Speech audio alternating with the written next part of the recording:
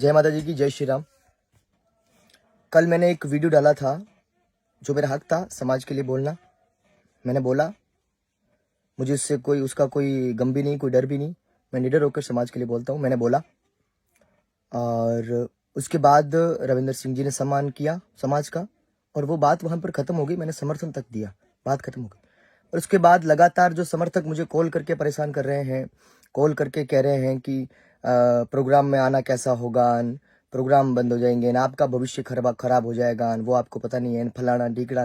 ये सब चीजें मुझसे कहने की आवश्यकता नहीं। मैं अपने भविष्य की बिल्कुल चिंता नहीं करता। मेरा भविष्य वैसे भी बिगड़ा हुआ है, मुझे उस बात की चिंता नहीं है। मैं आपको एक चीज बता दूं, मैंने इतने दिन से किसी भी पार्टी का शिव विधानसभा में प्रचार इसलिए नहीं किया क्योंकि मैं रविंद्र सिंह जी को बहुत लाइक करता था और इनकी टीम को, इनकी कार्यशैली को भी मैं बहुत लाइक करता था। पर स्वरूप सिंह खारा से हमारा कोई बैर नहीं है जो स्वरूप सिंह खारा के विरोध में रहकर हम आपका समर्थन कर रहे हैं।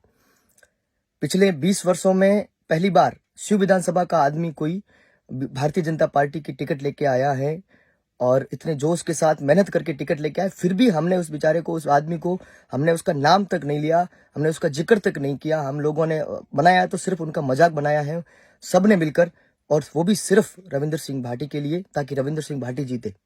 पर इसका मतलब ये नहीं है कि आप फोन करके हम सबको धमकाओगे।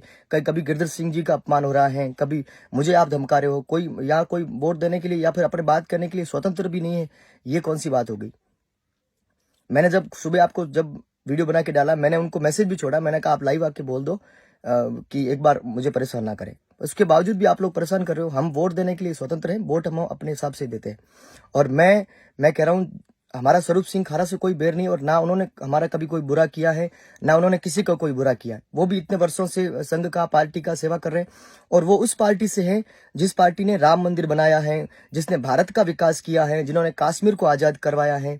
उस पार्टी से फिर भी हमने उस बंदे का सपोर्ट किया, नाम तक नहीं लिया अपने मुंह से, और हम आपके पीछे भाग रहे हैं पागलों की तरह।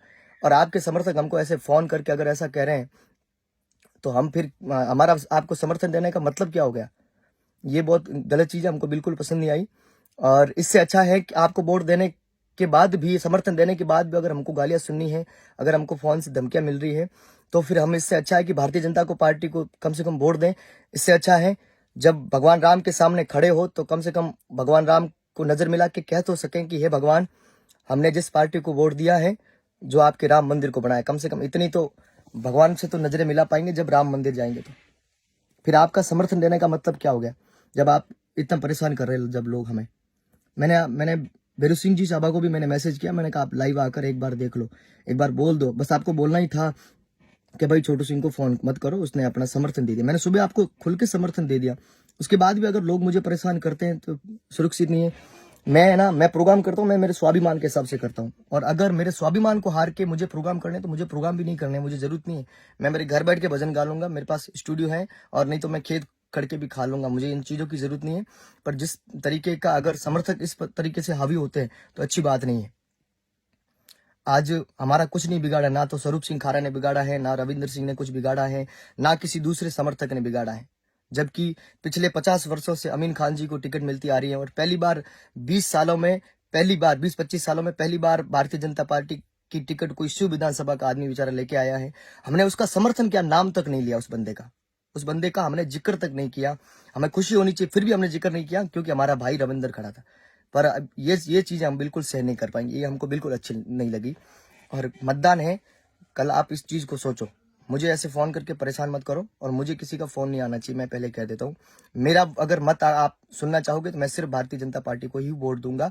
और लोग कह रहे हैं ना कि भारतीय जनता पार्टी ने आपको खरीदा है, तो उनको खरीदने की आवश्यकता नहीं है। मैं भारतीय जनता पार्टी के लिए मर सकता हूँ, इतनी मुझ में शक्ति है, क्योंकि वो देश के लिए जीते और मैं धर्म के लिए जीता हूँ, वो भी धर्म के लिए जीते हैं। तो मुझे उनको वोट देने में बिल्कुल शर्म नहीं आती, और फिर भी हम आपके साथ खड़े थे। और ये जो आप कर रहे हो, ये गलत चीज, ये जो आपके समर्थन कर रहे हैं, ये जो गलत चीज है। मेरे पास ऐसा कॉल नहीं आना चाहिए। और जिनको प्रोग्राम नहीं करवाना है, आप अपनी इच्छा पर निर्भर हो। आपको मेरे भजन अच्छे लगे उस दिन आप मुझे प्रोग्राम करवाना, आपको लगे कि हमारे साथ खड़ा है हमारा भाई, उस दिन प्रोग्राम करवाना। पर इस प्रकार का स्वाभिमान हार के ना तो मुझे प्रोग्राम करने, ना मुझे भजन गाने की जरूरत है। धन्यवाद।